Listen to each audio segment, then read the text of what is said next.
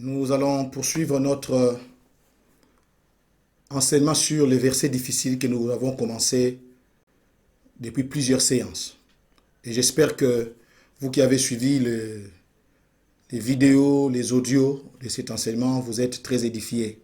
Que le nom du Seigneur soit béni. Nous voulons aujourd'hui répondre à une question. La persévérance, condition du salut ou non? La persévérance, condition du salut ou non? Nous allons lire deux textes de la parole de Dieu. Dans Matthieu chapitre 10, le verset 22, et Matthieu 24, le verset 13. Gloire au Seigneur. Matthieu 10, 22 dit ceci, frères et sœurs. Vous serez haïs de tous à cause de mon nom. Mais celui qui persévérera jusqu'à la fin sera sauvé. La question, la persévérance est-elle une condition du salut ou non? Comment devons-nous comprendre le concept « sera sauvé » ? Lisons également Matthieu 24, le verset 13. La Bible dit ceci. « Mais celui qui persévérera jusqu'à la fin sera sauvé. » Nous parlons, frères et sœurs, des versets difficiles et en voici deux. Dans toutes les Écritures, mes amis, la persévérance n'a jamais été une condition du salut. Ok? Dans la parole de Dieu, il n'y a qu'une seule condition pour être sauvé. Une seule. Jean 3, 36 dit, « Celui qui croit au Fils a la vie éternelle. Et celui qui ne croit pas au Fils n'a pas la vie éternelle. Mais la colère de Dieu demeure sur lui. » Alors, il nous faudrait, frères et sœurs, circonscrire les cadres dans lesquels Matthieu 24, 13 a été donné.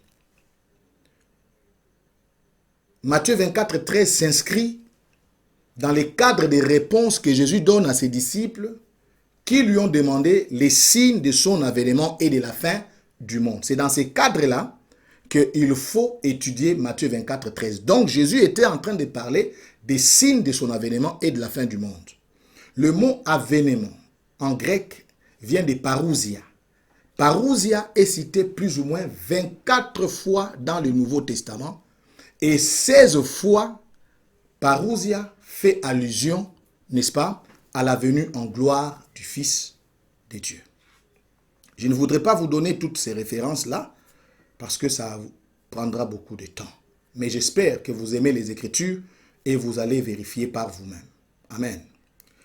La parousie ou l'avènement du Seigneur fait allusion aussi bien à la première partie du second retour de Christ qu'à la deuxième partie du second retour de Christ. Les étudiants de l'eschatologie doivent savoir que la seconde venue de Christ a deux étapes.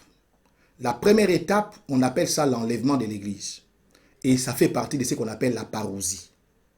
Ça, vous verrez par exemple dans 1 Thessaloniciens 4, 15, 2 Thessaloniciens 2, 1, ça parle de la parousie dans sa première dimension, l'enlèvement de l'Église.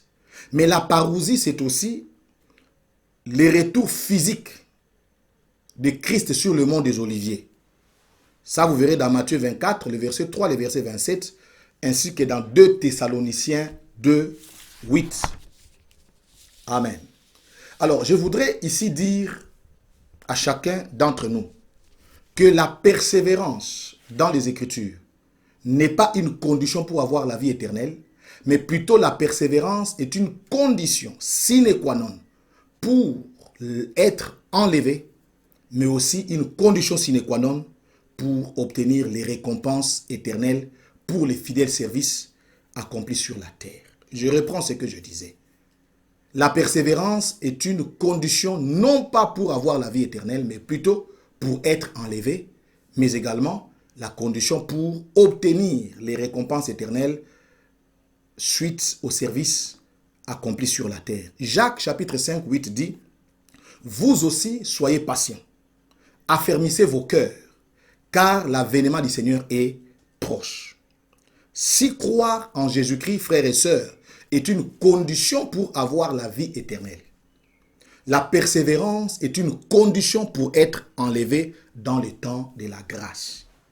La persévérance est une condition pour être enlevé dans le temps de la grâce. Ainsi, Matthieu 24, 13 devrait être traduit comme ceci.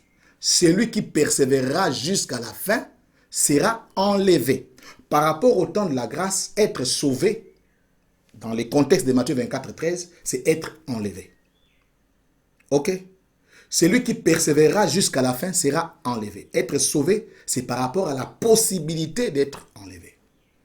N'oubliez pas que la Bible évoque la possibilité de rater l'enlèvement.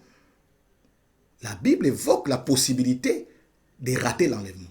Dans Matthieu 24, 37 à 43, on en parle. Mais je voudrais lire spécialement le verset 40 et le verset 41 de Matthieu 24. La Bible dit ceci. Alors de deux qui seront dans un champ, l'un sera pris et l'autre sera laissé. De deux femmes qui moudront à la meule, l'une sera prise et l'autre sera laissée.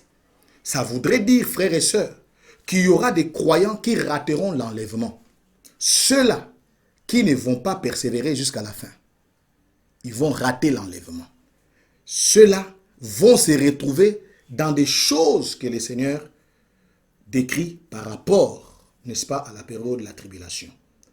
Et qui vont rater l'enlèvement? 1 Corinthiens 6, 9, 10 nous donne le portrait robot des chrétiens qui sont candidats pour rater l'enlèvement. La Bible dit, ne savez-vous pas que les injustes n'hériteront pas le royaume de Dieu? Ne vous y trompez pas. Ni les impudiques, ni les idolâtres, ni les adultères, ni les efféminés, ni les infâmes, ni les voleurs, ni les cupides, ni les ivrognes, ni les outrageux, ni les ravisseurs, n'hériteront pas le royaume de Dieu. Voir aussi Galates 5, 21. Ne pas hériter le royaume de Dieu, nous l'avons donné dans les cours sur le royaume et la rédemption, veut tout simplement dire rater l'enlèvement. Amen. Alors, ceux qui vont rater, frères et sœurs, l'enlèvement, connaîtront la période que la Bible appelle la tribulation. La foi sera difficile. Alléluia. La foi sera difficile parce que le mystère de l'iniquité sera enfin dévoilé. Et l'Antichrist fera la guerre aux croyants.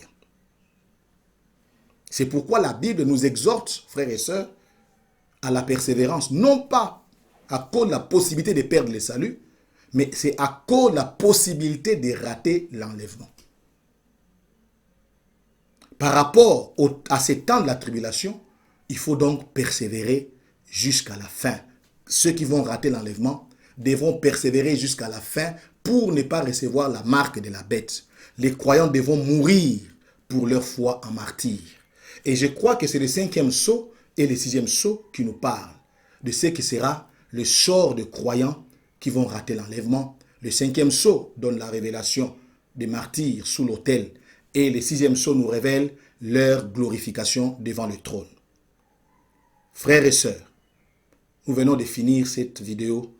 Je voudrais tout simplement dire, la persévérance n'est jamais une condition du salut, mais plutôt une condition pour recevoir, pour être enlevé. La persévérance est une condition pour obtenir les récompenses éternelles. 2 Timothée 2,12 dit, si nous persévérons, nous régnerons aussi avec lui. Si nous les régnons, lui aussi nous régnera. Je prie le Seigneur que cette vidéo vous édifie et vous fasse grâce, vous aide. Persévérons, restons attachés à Jésus. Que le Seigneur vous bénisse.